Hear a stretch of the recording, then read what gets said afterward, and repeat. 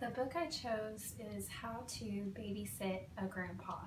I chose this book because the title indicates the story contains humor and the illustrator uses bright colors, which children tend to prefer.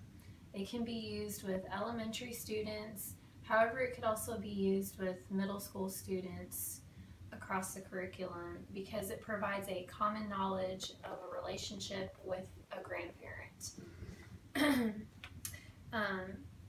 Looking at my evaluation that I did on the book, how does the author reveal characters? They reveal characters through narration and some dialogue from the boy talking to his grandpa. The characters are convincing and credible because the author uses an appropriate tone to make suggestions on how to babysit a grandpa and shows the reader the bond the boy has with his grandpa. And also, this book can also be used for English language learners because of its relatability, and the illustrations help build reading comprehension of the story. Do we see the strengths and weaknesses of the characters? Yes, the grandson tells his grandpa not to worry, that mom and dad will come back. Therefore, the grandson eases his grandfather's anxiety about them leaving. There is character development and growth. The author shows the reader the close bond between the grandfather and his grandson. As far as the plot, it does tell a good story. The story uses humor to show how to take care of a grandpa while showing the little boy in the story having a real relationship with his grandpa. And the style,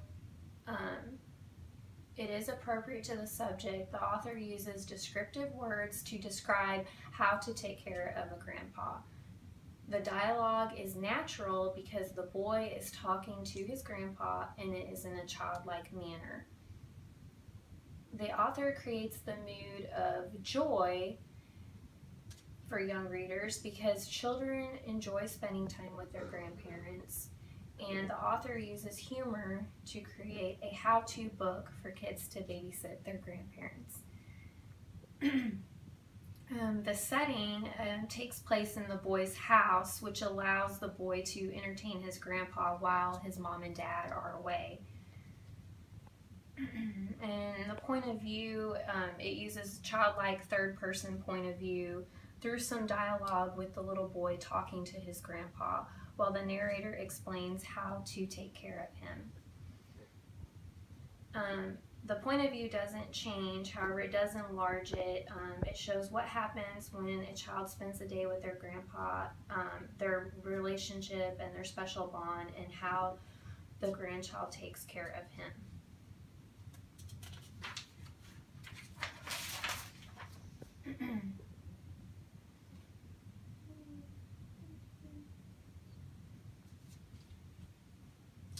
The theme emerges naturally because children will relate to the boy's relationship with his grandpa.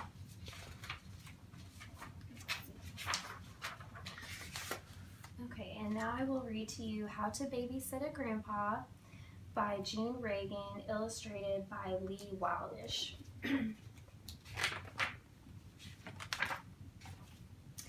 Babysitting a grandpa is fun if you know how. When your grandpa rings the doorbell, what should you do? Hide. You might wiggle and want to giggle, but don't yell, "Grandpa!" Not yet. Shh. How to stay quiet. Pretend you're a shark waiting for lunch. Act like a pirate spy. Be as still as a lion statue. As soon as your grandpa says, "I give up," pop out and shout, "Here I am." When your mom and dad leave, pat your grandpa's hand and say, "Don't worry, they always come back." Then right away ask him if he's hungry. Snacks for grandpa. Ice cream topped with cookies, olives served on fingertips, anything dipped in ketchup, cookies topped with ice cream. After snacks, it's time to take your grandpa for a walk. When it's cold, bundle up. When it's sunny, sunscreen up, especially the top of his head. Remember to grab his hand when you cross the street and remind him to look both ways. What to do on a walk. Step over sidewalk cracks. Look for lizards, cool rocks, and dandelion puffs. If there's a puddle or a sprinkler, show him what to do. When you're back at home, have him shut his eyes while you get ready. And then, how to entertain a grandpa. Somersault across the room, put on a scary play, show off your muscles. You may want to have some extra tricks. Grandpa always clap for more. Pretty soon he'll want to join the fun, so play with your grandpa too. How to play with a grandpa. March with your drum, give him a kazoo. Build a pirate cave, make sure you can both fit.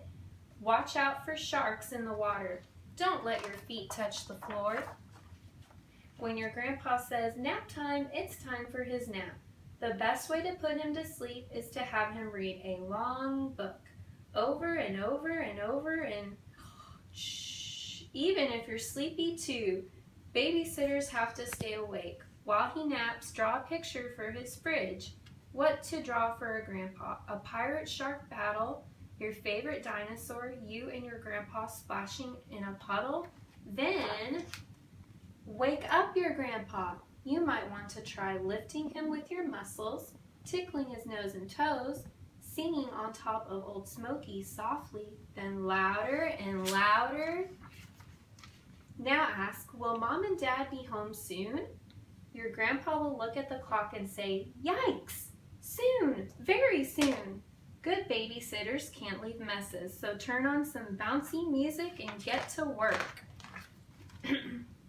When you hear your mom and dad, grab your grandpa's hand and pull him behind the couch. Show him how to be quiet, check how to stay quiet, and whisper, see, Grandpa, they always come back. Now comes the hardest part, goodbye time. How to say goodbye to Grandpa. Surprise him with the picture, give him a hug and a kiss, a hug and a kiss, a hug and a kiss, and ask, when can I babysit you again? The end.